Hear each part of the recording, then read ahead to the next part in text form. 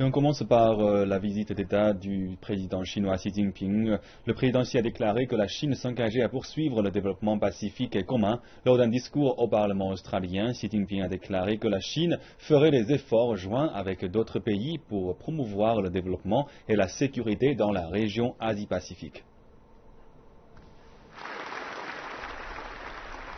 Il est le deuxième président chinois seulement à prononcer un discours devant le Parlement australien.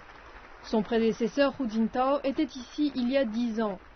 Depuis, Pékin est devenu le plus grand partenaire commercial de Canberra. S'adressant aux législateurs, le président Xi a parlé des liens historiques entre les deux peuples et de la vision chinoise de la croissance. La Chine est prête à poursuivre le développement commun et la prospérité avec tous les autres pays. La Chine va continuer à suivre la stratégie d'ouverture gagnant-gagnant, à développer une économie moderne et à renforcer et étendre la coopération mutuelle dans tous les domaines avec les autres pays. Jamais la Chine ne se développera au détriment des autres. Xi Jinping a également abordé d'autres problèmes en réponse aux critiques du rôle de la Chine dans les disputes maritimes, et il a appelé à un plus grand respect de la souveraineté territoriale. Suite à ce discours, les dirigeants chinois et australiens ont supervisé la signature de 14 accords entre des entreprises chinoises et australiennes, et leurs ministres ont signé le cadre légal d'un nouvel accord de libre-échange dont l'élaboration a pris des années.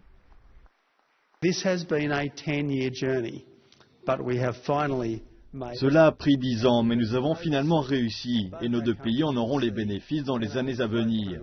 C'est, comme je l'ai dit au début, un bon jour pour l'Australie, un bon jour pour la Chine, un bon jour pour les consommateurs de nos deux pays, et au final, un bon jour pour les travailleurs de nos deux pays.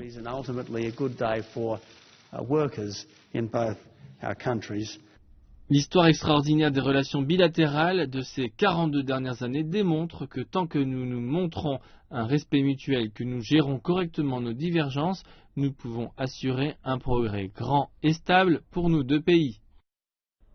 Des accords commerciaux ont été signés pour une valeur de 18 milliards de dollars. Les entreprises d'État chinoises devront cependant effectuer quelques réformes, quelle que soit la valeur de l'acquisition. Le seuil des investissements privés chinois ne sera pas élevé dans la zone non sensible. L'accord de libre-échange permettra également de lever les taxes sur 85% des produits australiens envoyés en Chine.